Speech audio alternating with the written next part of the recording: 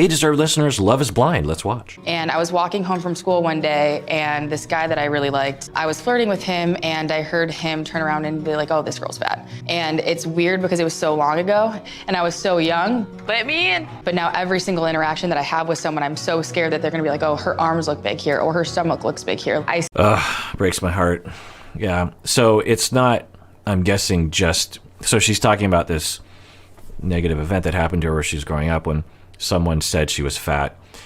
And, I don't doubt that had a significant impact on her personality and her anxieties, but we also live in a society where there are just so many messages, particularly for women, for girls, but really for everyone, about who's acceptable and who's not.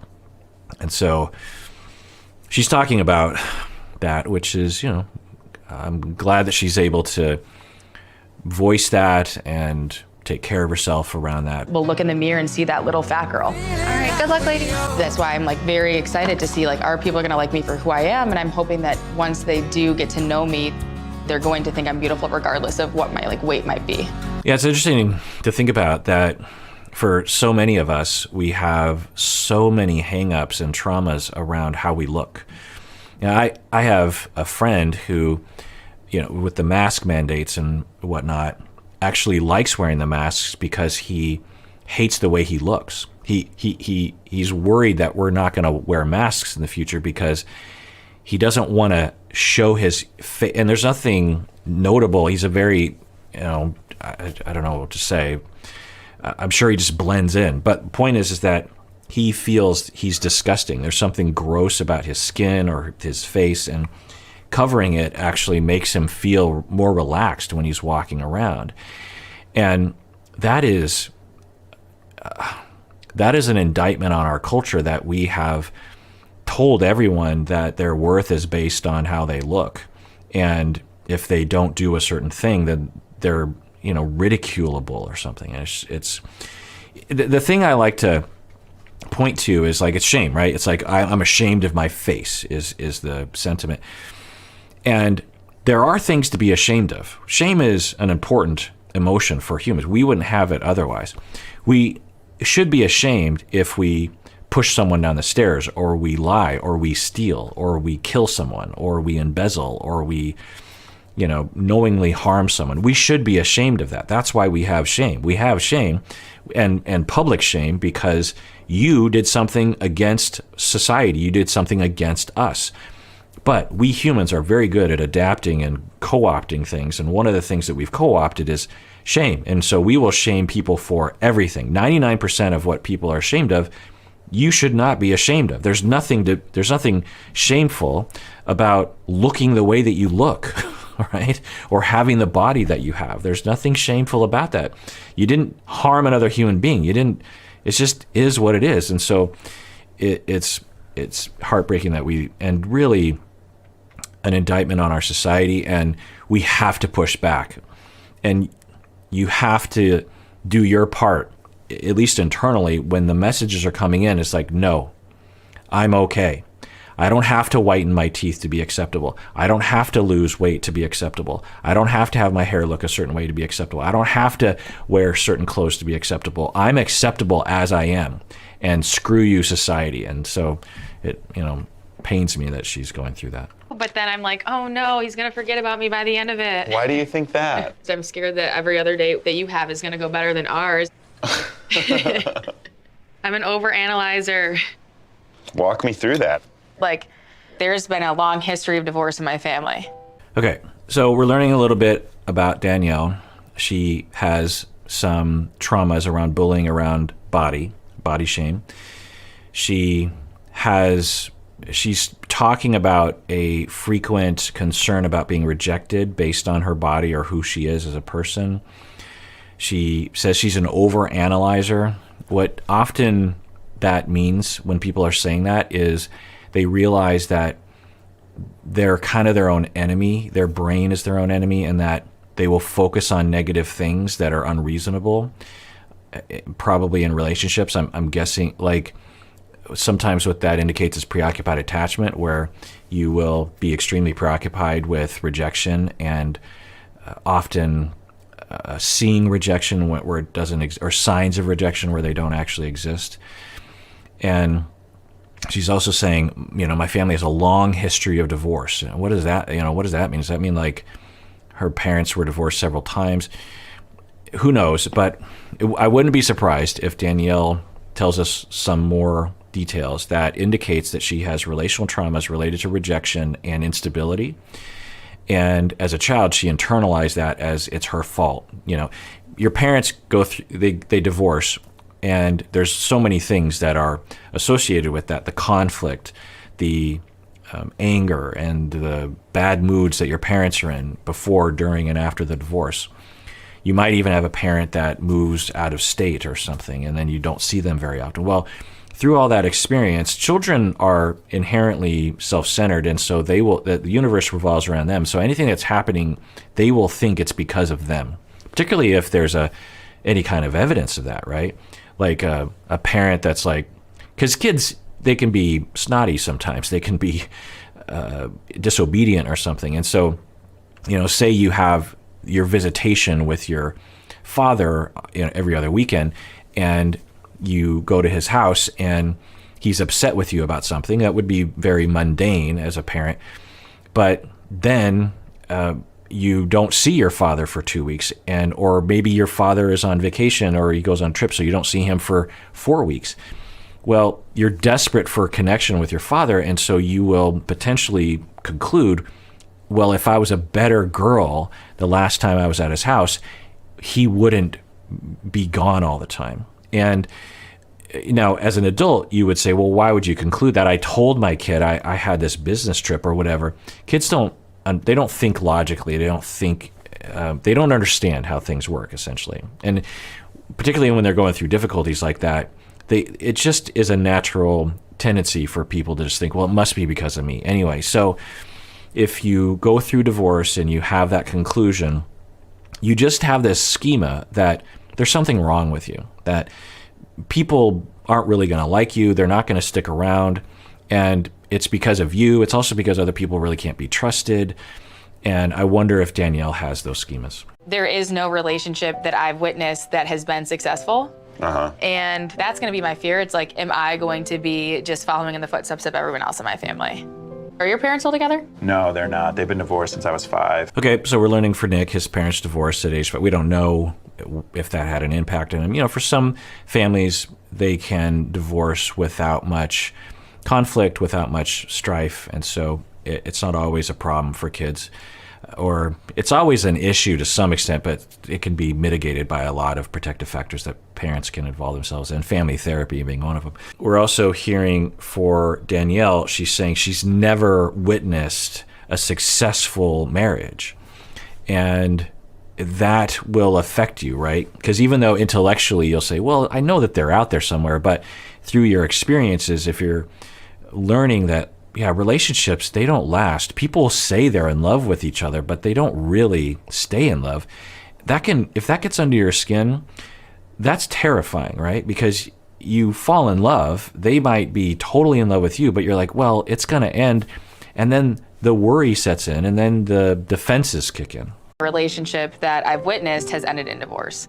Like, I've been in relationships with a guy who ends up making me feel insecure. I was dating a guy who every time he was like laying next to me in bed, he was scrolling through his phone, and all I would see were these girls that were like, not me. So we're hearing more signs of preoccupied attachment. I have no idea. I can't diagnose from afar, but these shows give me an opportunity to talk about things. And if you've all watched my channel for a while, you've heard me talk about preoccupied attachment. But to review, when we're young and we are not getting attunement, or meaning that when we are having an emotional experience, when we have a need as a child, our caregivers are not paying enough attention to us, or they're not interpreting us well enough, or they're not responding in a healthy way to us. When we're bored, they either don't notice us, or they punish us, or they do something else for us, and we're like, well, that's not really what I need. There's a disconnect there somehow, and there's a lot of different ways that can happen, a lot of different causes of that. Divorce and distraction and conflict and not living in the same house can absolutely, at least partially, if not fully, impair attunement to children. So when you're not getting enough attunement as a child, particularly if it's inconsistent, where you're sometimes getting attunement and then other times not, the coping defense for children, clearly, that we've seen in the data, because a good percentage of kids actually have this coping style because they go through, a lot of people go through this, is what we call preoccupied attachment or anxious attachment. It's this idea that the child learns, oh, I can get some attunement sometimes, but it's kind of random, and it's also very inconsistent. And so I need to, one, I'll internalize this message, because the world is teaching me that that's just the way life is. Attachments can suddenly just be gone. Like, attachments don't stay. And so so the coping style of preoccupied individuals is to be hypervigilant. So they're very noticing. And whereas someone with secure attachment who doesn't grow up with that, if their partner is on their phone scrolling through things and they see women, that the secure individual is more likely to look at that and say, like, well, I'm sure they're just scrolling through their phone. They're sitting right next to me. They're not cheating on me, if there's no other evidence of cheating. Whereas a preoccupied person, they'll see that, and it's like, see, there it is, because that's what they grew up with. There it is, he's going to leave me, he's cheating on me, or those other women are better than me, and because I'm a terrible person, no one has ever stayed with me, and so he's going to find someone else, and this is how it begins. And if you believe that distortion based on your past, then you're going to have a massive amount of fear in that moment, and pain. It's just going to go right through your body, and it's physical. And then you're going to get angry, or you're going to get sad, or you're going to get reactive or moody or something. And then that actually will push the other person away, and the cycle continues. And so I would get so like in my head about that. And growing up, I was a lot heavier. So I lost 70 pounds. 70 pounds? Yeah. Wow. But it was just like, yeah, because I'm like, I didn't even want to tell you that. I don't like communicating it, because I'm so scared that people are going to be like, oh, well, what if she gets back to that? Like, it's something that I'm constantly insecure about. But good on her that she has a lot of self-awareness. She is being very real and very authentic. The way out of our pain and our insecurities and our attachment insecurities is self-awareness, owning it, and talking about it with people you trust. She trusts Nick. Nick seems like a great listener thus far. And, she's just talking about it. And sometimes we'll run into this where there will be these kinds of disclosures when you're initially dating. And the common wisdom in society is you don't talk about those things when you're dating. It's like TMI. And I'm like, well, if that's TMI for you, fine. But it certainly isn't inherently, there's not some sort of law given by God that you're not supposed to be vulnerable on the second date. The other thing I'll say is that who would you rather be with long term? Someone who can be authentic and own their own feelings, or someone who's extremely rigid about not disclosing or doesn't even know things about themselves? I would say if someone's vulnerable like this on an initial date, I would say, continue dating that person. If someone doesn't talk about any of their vulnerabilities and is very uptight around things like that, I'm not saying you shouldn't date them. I'm just saying I would wait to see that vulnerability before you make a decision about a long-term relationship. Because anyway, so the other thing I'll say is that preoccupied attachment individuals can sometimes utilize their condition, if you will, their insecurity as a strength, as a way of really becoming aware of their own emotions. So what I will do with preoccupied clients is I try to get them actually to kind of where Danielle is right now, where she's aware of it. She's able to talk about it, because it takes confidence, right? It takes she must have had enough corrective experiences with herself and with other relationships to make her feel comfortable enough to even admit this and talk about it. So she's progressed from, I'm guessing, where she was before. The other thing that I try to work with preoccupied people, and I don't know if she's preoccupied, I want to be clear, but what I do with preoccupied people is get them to a point, because preoccupied people can be very good at reading other people's minds, because when they were kids, they were hypervigilant about trying to game the system, because they're trying to get a little bit more attunement because they're not getting enough. And so they lean in to other people, and they're very good at mentalizing it, knowing what is going on, or they're better than average at being able to intuit what other people are feeling. And that can be a strength, right? Because that they can actually use that, another word for that is empathy, use that empathy to actually enhance their relationships. So for someone to pull that story out of me within such a short period of time, it shows just how comfortable I am with him and how comfortable he makes me feel. I know. Another phenomenon that I think they're touching on is that there's potential for more vulnerability in this kind of dating scenario, because they're not allowed to have their phones. They're not at a restaurant. There's no one else around. They're completely isolated from the rest of the world. And so, one of the reasons why Freud and others back in the day would have people, you might have seen the classic example of psychoanalysis where you have the client laying down and the physician or the psychoanalyst is sitting behind, such that the patient can't even see the analyst. And the idea was to actually look at the analyst. And Freud and others didn't always do it this way, but they did sometimes. And there's still psychoanalysts that do it this way at times today. And I've actually done it this way at times. But the idea is that when you're looking at the analyst or the therapist, it kind of distracts you a little bit. It distracts you away from going deeper into your own psyche. And so if you're just looking at nothing, then it allows you to go to places without being distracted. And when you're in this room, there's nothing happening.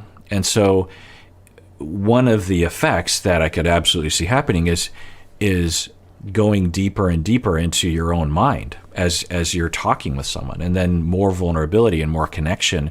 It might even, because season 1, there are couples that are still together, right? Which out of a small set of people is notable, right? That you could actually have people that would fall, because that's when bonding happens, is that vulnerability where you're really understanding someone and you're able to be yourself and you're able to be vulnerable in ways that you haven't been with anyone else, and you just feel, and they still accept you and you feel comfortable. That's very important. You could see how it would be facilitated by this, because there's nothing else to do. Bike ride. Oh yeah, for sure. Like if someone else is feeling an emotion, I feel it. Same here. I dated someone a while back. So that's another data point for preoccupied attachment. I don't know, but when you are, like I was saying, with preoccupied attachment, you become hypervigilant about understanding other people's emotions, because if you understand their emotions, then you can maybe try to game the system so you can get your needs met. And you also become good at being able to change other people's emotions, because if your parents are in a bad mood, you can soothe them, and so that maybe with that soothing and that relaxation your parents are going through, they'll turn to you and actually meet your needs for once. So a lot of people with preoccupied attachment will say things like that. Would tell me that my empathy was a weakness. I think that's a toxic trait for her to think that. Oh, totally. Because I love empathetic people. Me too. Yeah. And I can relate to them in a way that I can't relate to most people. I mean, they do seem compatible. They both value empathy. They both value emotions. They speak very similarly. There's a ease of their conversation. And yeah, I mean, and it's hard to tell with the other couples thus far, but they seem to have a genuine emotional compatibility. Maybe they'll work out. Did we talk about having kids? I want to have kids, but I want to make sure that we're able to travel. Same. Spend time together No, yeah, before exactly. we spend time with the family. Yeah, I don't want to put a Thank timeline on God. it, because I feel like you'll feel when you're ready to bring kids Yeah, into it. that's how I... Now, I will also say that he has some indications of preoccupied attachment as well. There's not nearly as many signs.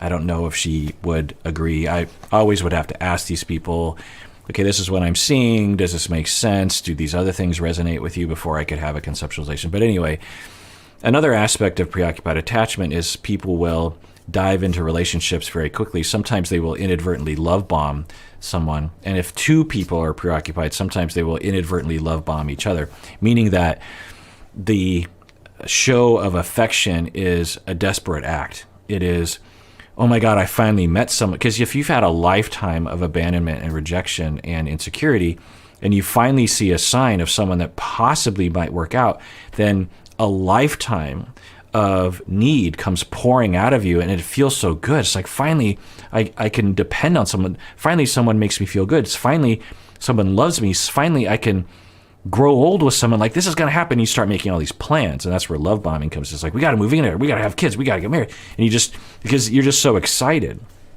And there are some indications of that. I don't know. But now they're in a box talking for hours, I think. And I think they're eventually getting to the topic of, but it's notable that the two of them, after a very short amount of time, have, without seeing each other, without living together, without even kissing each other, finding certain, because we saw in season 1 that, yeah, I mean, you might be extremely compatible verbally, but there's a lot of other aspects to being in a relationship with someone. But they're like, they've planned the whole thing. They're going to get married, and then they're going to wait a while, and then they're going to have kids, and they're going to have, it's all planned out. It's cute, it's fine, it's okay. There's nothing pathological about it, but it is kind of interesting that they're both going there so quickly. I feel too. I thought about you so much yesterday after we left. There's just like last night, like I could not get you out of my mind. I'm in the same exact way.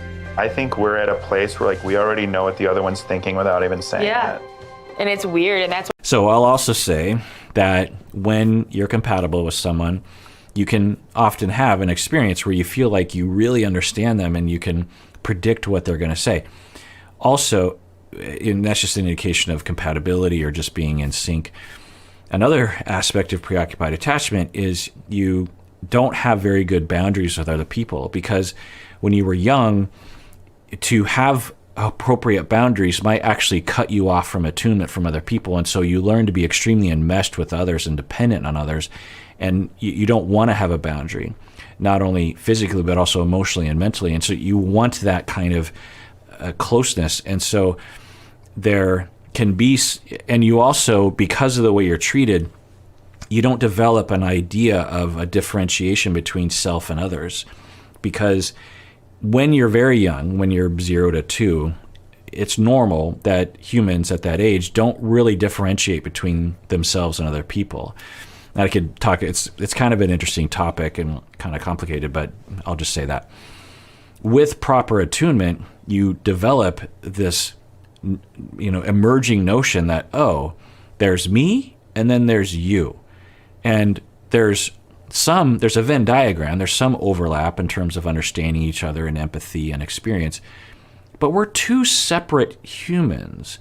And I can't always know what's going on in your mind, and there's some anxiety there for me around that, but I can also trust that because life has taught me that it doesn't usually mean bad things, that I don't always know what's going on with you. Well, when people go through that developmental process normally, then they emerge as adults having a normative understanding of self and other people. With people who aren't raised in a healthy way, they sometimes retain that undifferentiation, that fusion with other people, where they have a hard time differentiating between their thoughts and other people's thoughts. And so I'm just saying that for some preoccupied people, they might talk like this. I'll also say, like I said earlier, it's not uncommon to fall in love and to say everything that they're saying. So it's also just a product of being in love. why like I've seen like so many relationships, like something always has to happen. So I'm like, something's gonna bad is gonna happen.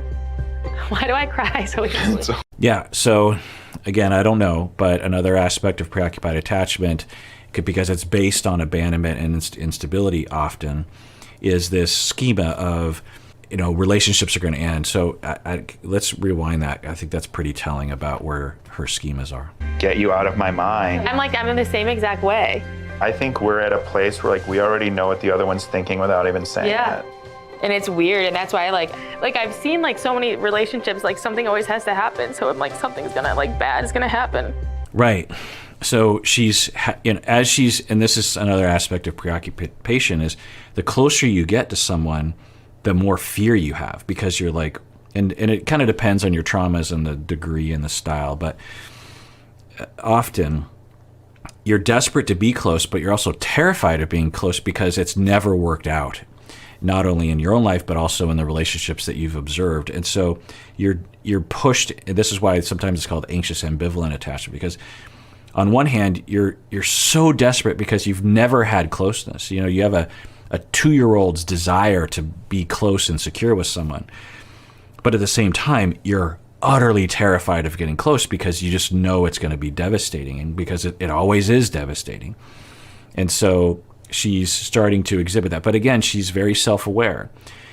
Other people who aren't self-aware and don't have that ability to own their own feelings would just get cold and walk out of the room or start accusing of like, oh, you're pulling away from me. She's owning her feelings. She's able to see that. It's still painful and anxiety provoking, but at least she can own her feelings and not resort to defenses to sabotage herself. She's expressing herself, and he is providing empathy. So, you know, it could be a recipe for success for sure.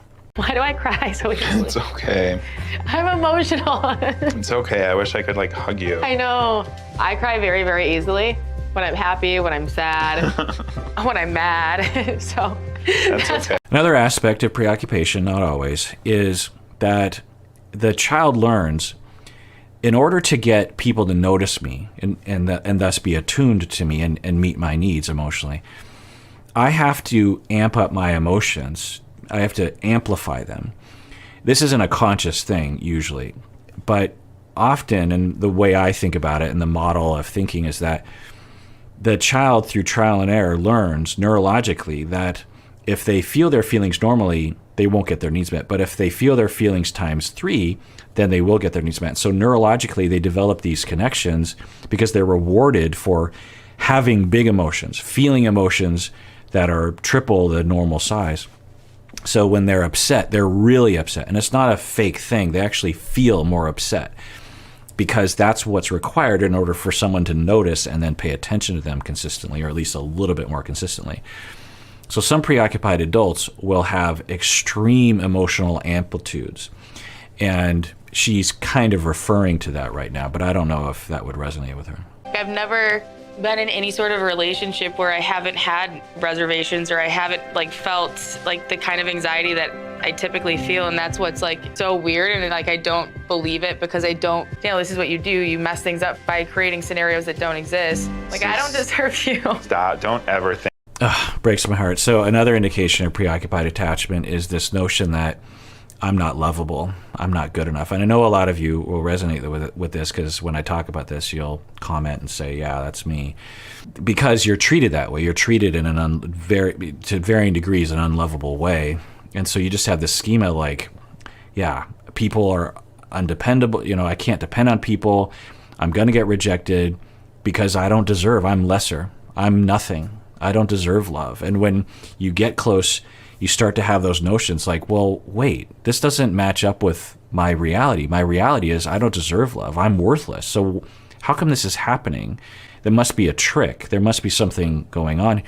And I'm asking you if you will marry me. Yes. Yes. Oh my God. Yes, I'm literally stand against the wall and hug. I forgot how touching these scenes were. So, and really, for the two, they seem like really great people. I hope that they stay great and there's no cancelable actions that they take, but because that's always the fear. But they seem really nice and really empathetic, and I don't think I realized it until watching this that, yeah, what a great duo they are. Good team, you know, humble and caring and listening well, and yeah, it's good to see. Like I genuinely am in love, and I think that he is too. And this experiment makes me feel like it was meant to be. It's starting to sound like a fairy tale. Like knowing how anxious I get all the time, and like how calm I felt today and how happy I was today. And okay, so knowing how anxious I get, I don't know, but I wonder if that anxiety is the fear of abandonment that creeps in based on her relational traumas. But again, she's aware of it, she owns it, she talks about it. So, you know, she's come a long way. I'm guessing maybe she's been to therapy, I don't know, or she just is, or she had someone to guide her, or she's just wise or something, you know, very mature. and is second guessing why someone wants to be with me. And now I like don't have to do that because I know exactly why. And I'm gonna make sure you always know. I typically don't trust the words that are coming out of people's mouths, but I trust every single thing that you say, like fully. Again, when you're treated in a way that you learn that you can't trust what people are saying, a lot of promises or other gestures that just don't pan out, you have a schema that I just can't trust people. There's everything that comes out of someone's mouth is suspect, and that's heartbreaking. I want to see you so bad right I now. know, that's so hard. I need to hug something. I love you. And as y'all know, there are two pillars to change. One is self-awareness, which she has, and two is corrective experiences, which this might be. We'll see. But if they can have a secure relationship, life will teach her that she is lovable, that she can depend on other people, that people do mean what they say. And if that happens, you begin to have a new schema and a new assumption about other people, and you don't have that terror of losing because you've been taught that you don't necessarily lose people close to you. All right, well, that does it for that episode. Everyone out there, please take care of yourself because you deserve it. You really, really do.